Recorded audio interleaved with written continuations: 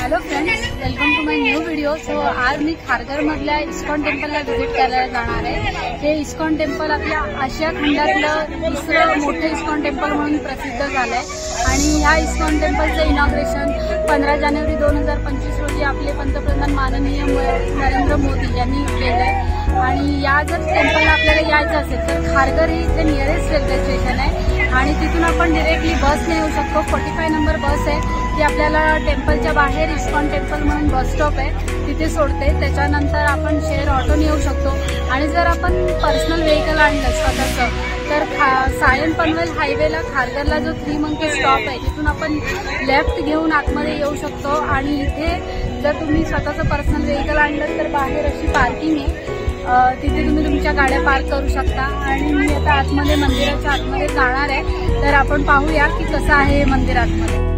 भगवान श्रीकृष्णांना समर्पित या मंदिराचे नाव श्री श्री राधा मदन मोहनजी मंदिर असे आहे। हे मंदिर जवळजवळ 8 एकर परिसरामध्ये बांधलेले आहे। हे मंदिर बांधण्यासाठी पांढऱ्या आणि तपकिरी संगमरवराचा उपयोग केलेला आहे। हे असे एकमेव मंदिर आहे जिथे इस्कॉन संस्थापक श्रील प्रभुपाद यांचे स्मारक आहे। हे मंदिर इथले भव्यता आणि स्थापत्यकलेसाठी विशेष प्रसिद्ध आहे।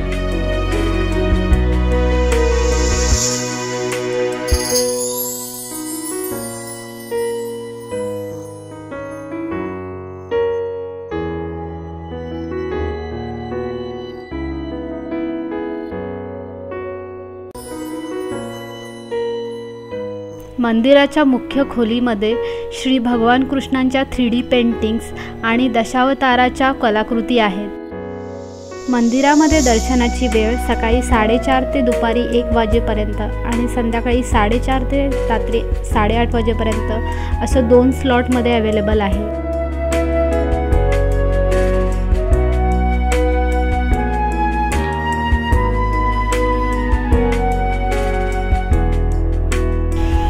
मंदिराच्या सभागृहातील छतावर हरे कृष्ण हरे रामा असा आपल्या देशामध्ये असलेल्या प्रत्येक भाषेमध्ये लिहिलेलं आहे। मंदिराच्या परिसरात गार्डन, त्याच्यानंतर शॉपिंग करण्यासाठी शॉपिंग सेंटर व इथलं हेल्दी फूड खाण्यासाठी कॅन्टीन अशा खूप साऱ्या फॅसिलिटीज अवेलेबल आहेत।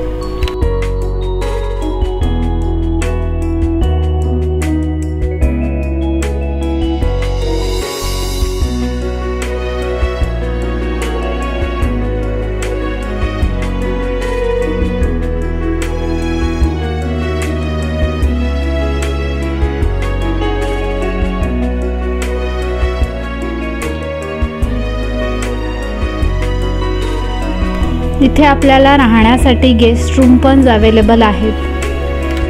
तर मित्रांनो, तुम्ही जर कधी नवी मुंबईत आलात तर भगवान श्रीकृष्णांना समर्पित असणाऱ्या या मंदिराला व्हिजिट करायला नक्की या। Thank you for watching.